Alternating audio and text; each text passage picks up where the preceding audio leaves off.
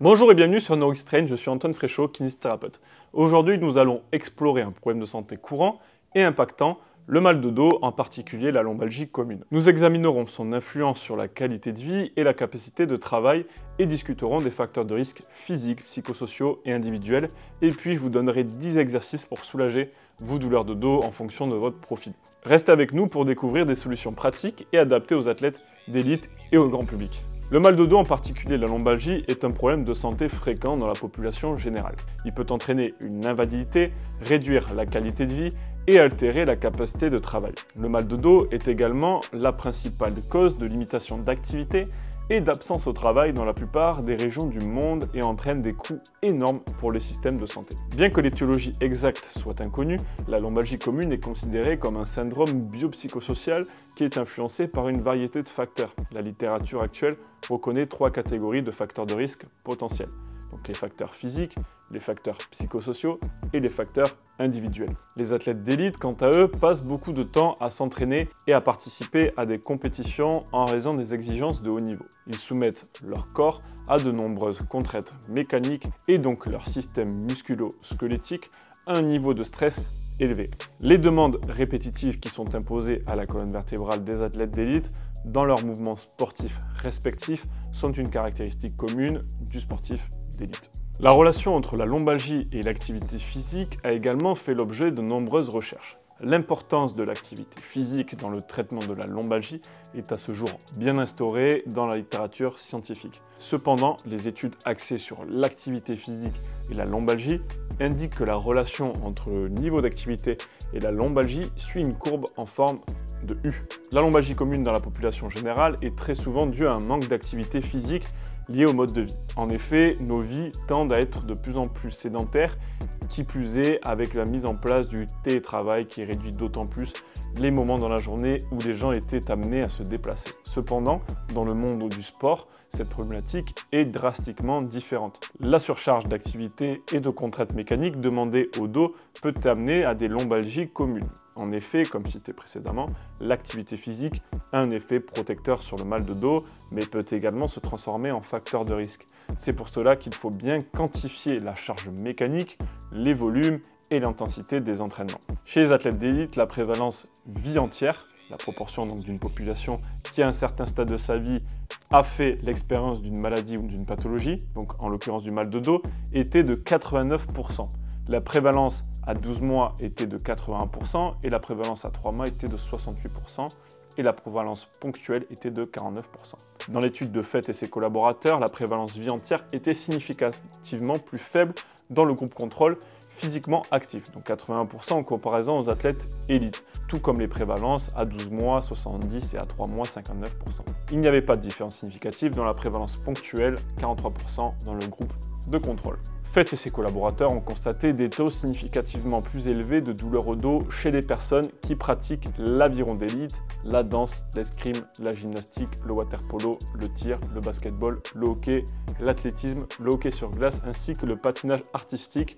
Il y avait seulement les triathlètes d'élite qui présentaient une prévalence significativement plus faible par rapport aux témoins. Il est possible que la variation des disciplines d'entraînement dans le triathlon ait une influence positive sur l'incidence du mal de dos. Conformément aux résultats de la littérature, la revue de Fett et ses collaborateurs a révélé que l'aviron est associé à une prévalence très élevée de douleurs lombaires, ce qui suggère qu'un volume d'entraînement élevé, des charges élevées pendant l'entraînement en résistance ainsi que des mouvements répétitifs pourraient être la cause de cette grande prévalence. Donc comme vu précédemment dans la partie théorie, dans le cadre de lombalgie commune, je vais vous montrer 7 exercices pour venir prévenir ce genre de blessure. Donc cet exercice, il y en aura beaucoup plus que ça, mais environ 7 façons de bouger pour bouger votre dos dans tous les sens.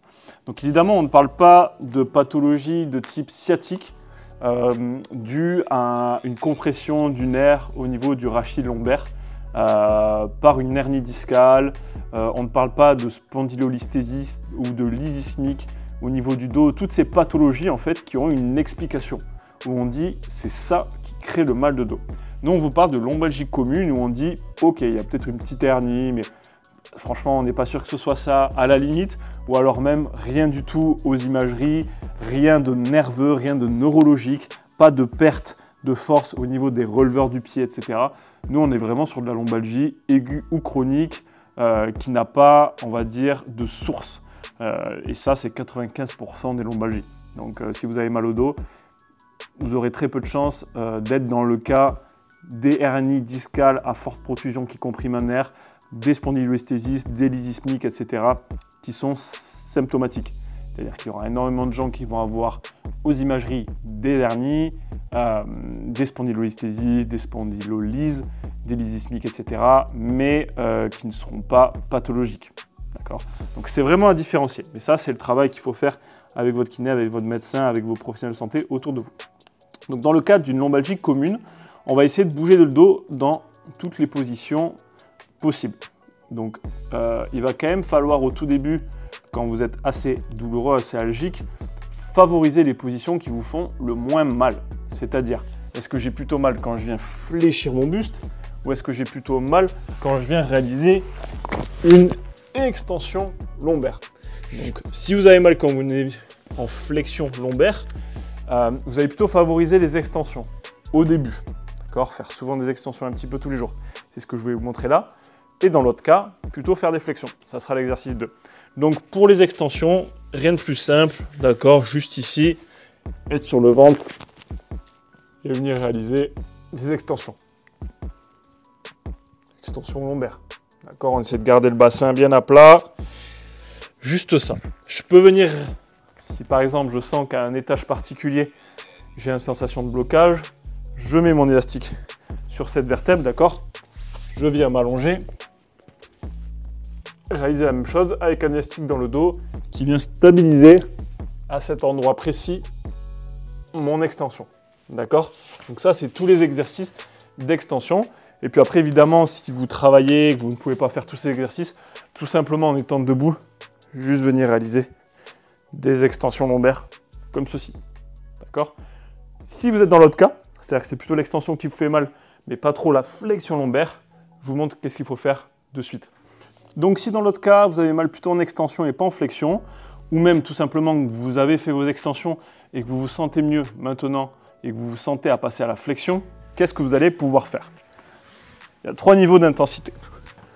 Le plus simple, au début, pour venir faire de la flexion lombaire, ramenez vos genoux au niveau de votre buste. Donc là, vous voyez, je suis en train de réaliser une flexion lombaire. C'est très léger, c'est vraiment simple à mettre en place quand on est très douloureux.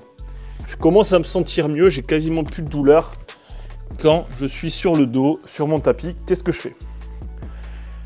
Assis sur une chaise, je viens faire glisser mes mains. Là, je sens que je commence à avoir de la tension au niveau du dos. Je mets mes mains sur mes genoux, je remonte doucement. Je sens que je peux aller de plus en plus loin. Vu que je le fais un peu tous les jours, mon dos va de mieux en mieux. Là, je sens que je peux aller très loin. J'ai plus de soucis, c'est trop facile. Pas de problème. Là, on passe au Jefferson Curl. D'accord? Jefferson Curl, tout d'abord, sans poids. C'est-à-dire juste venir s'enrouler sur soi-même. Je peux plier un peu les genoux pour éviter d'avoir trop de tension dans les ischios. Hop, et je vais arrondir le bas du dos. Pareil, si c'est dur au début, je remonte en m'aidant des mains. Sinon, après, je remonte sans les mains. D'accord? Vous venez réaliser ça sans poids. Et ensuite, une fois qu'on se sent, je peux avec un petit poids. Donc après, le Jefferson Curl, c'est pas du deadlift, c'est pas du soulevé de terre. On va pas mettre énormément de poids dessus. D'accord? Généralement, on monte 16-20 kg. Après, quand on arrive à faire du Jefferson Curl à 20 kg, généralement, on n'a plus trop de douleur en flexion. Donc, il n'y a plus trop besoin. Donc, je viens chercher mon poids. Même chose. Et je remonte. Je mets de la flexion petit à petit sur chacune des vertèbres. Et je remonte sans mettre d'à-coup. D'accord? On remonte doucement. Ce qui est important, pareil, c'est l'allure. Plus vous allez être doux dans votre allure, une allure qui est la même sur tout le long du mouvement, moins vous aurez chance de vous blesser. C'est quand on va essayer de remonter d'un coup très rapidement, que là, généralement, on peut se refaire une petite contracture musculaire. Quand on a vu l'extension, on a vu la flexion, on passe au 3e exercice. On a fait notre extension, on a fait notre flexion. Qu'est-ce qui nous manque? Les rotations. Ça, on va aller vite là-dessus parce que c'est très simple. Les premières rotations, en étant sur le dos, venir ici, faire des petits mouvements de rotation. Dès que je sens que ça va mieux, je vais chercher plus loin en faisant l'essuie-glace avec mes jambes. Si c'est dur, je peux venir m'aider avec ma main pour remonter un petit peu d'un côté et de l'autre. C'est très passif, très simple à faire, d'accord? Si je commence à être mieux, je vais commencer à mettre un plus grand bras de levier. Ici, je reviens, je fais quelques rotations sur ma droite. Même principe ici, je fais quelques rotations sur ma gauche. Ok, je sens que je commence à aller vraiment mieux, je peux mettre plus du musculaire, les deux. D'abord genou, pardon, genou un petit peu fléchi, d'un côté et de l'autre. Ensuite jambe tendue, juste ici. Hop. Donc là je travaille en mobilité et en force au même moment. On aura un autre exercice plus tard de rotation. Mais là, déjà on commence à être mieux. On commence à pouvoir bouger en extension, on commence à pouvoir bouger en flexion, en rotation. Ça commence à être pas mal. Il y a encore des choses à mettre en place. Donc maintenant que j'ai mes mobilités un peu passives, j'ai fait un peu d'actif à la fin, mais pas beaucoup. Là, on va rentrer vraiment dans l'actif. Donc déjà, l'extension. Quelque chose de très simple, très difficile, on va dire, qui recrute beaucoup le bas du dos. Mon extension. Tout à l'heure, j'étais comme ça en passif. Je me mets dans la même position. Et le but, c'est avec mes muscles du bas du dos, les extenseurs lombaires, de venir lâcher mes mains en gardant mes pieds au sol, en essayant de descendre le moins possible, maintenir la position et relâcher. D'accord? Je maintiens la position 2-3 secondes, je remonte, je lâche mes mains. Hop. D'accord? Exercice de gainage, cobra. Vraiment un très bon exercice pour recommencer à solliciter les muscles du bas du dos. Et après, si jamais, il y en a un que vous connaissez tous, le Superman, soit en dynamique, soit en statique. D'accord? Quand on a vu l'extension passive, on passe à l'extension active, pardon. Maintenant, on passe à la flexion active. On y va. Donc, pour réaliser de la flexion active, donc venir fléchir mon dos activement. Cette fois-ci, j'ai pas un poids qui me tire vers le bas, mais j'ai un élastique qui va me tirer vers le haut. D'accord? Un élastique, vous pouvez faire ça également à la corde, à la poulie. D'accord? Donc en fait, le but, je vais attraper l'élastique avec mes mains ici. Et ça va être tout simplement de venir m'enrouler sur moi-même. Comme si je voulais venir toucher les coudes au sol et remonter. Mes bras ne font rien, mes bras ne tirent pas vers le bas, juste ils maintiennent l'élastique. Et c'est mes abdos, c'est mon grand droit ici, qui va venir plier, tendre mon buste. D'accord? Et là, on est sur de la flexion active. On avait fait la rotation passive tout à l'heure, un peu d'actif à la fin. Mais là, on passe à la rotation complètement active, c'est parti. Pour l'exercice 6, pareil, on a besoin d'un élastique, d'accord? Avec un bon ancrage, à peu près au niveau des abdominaux, d'accord? Je viens passer l'élastique sur mon épaule ici. Je viens m'enrouler autour de l'élastique, d'accord? Donc ici, l'élastique, il est au niveau de mon buste, ok? Et le but, ça va être de venir faire des rotations actives, donc venir tourner mon épaule le plus loin possible vers là-bas, ma hanche également le plus loin possible vers là-bas, donc tout mon dos en rotation contre l'élastique qui lui a envie de me tirer vers là-bas. Je pousse fort, loin, je retiens doucement le retour, je reviens à peu près ici à la parallèle et je repars. J'essaie d'aller chercher vraiment le plus loin possible derrière, contre l'élastique, fort. Donc ici on est vraiment sur un gros travail de rotation actif avec un gros engagement des obliques et tu transverses de l'abdomen.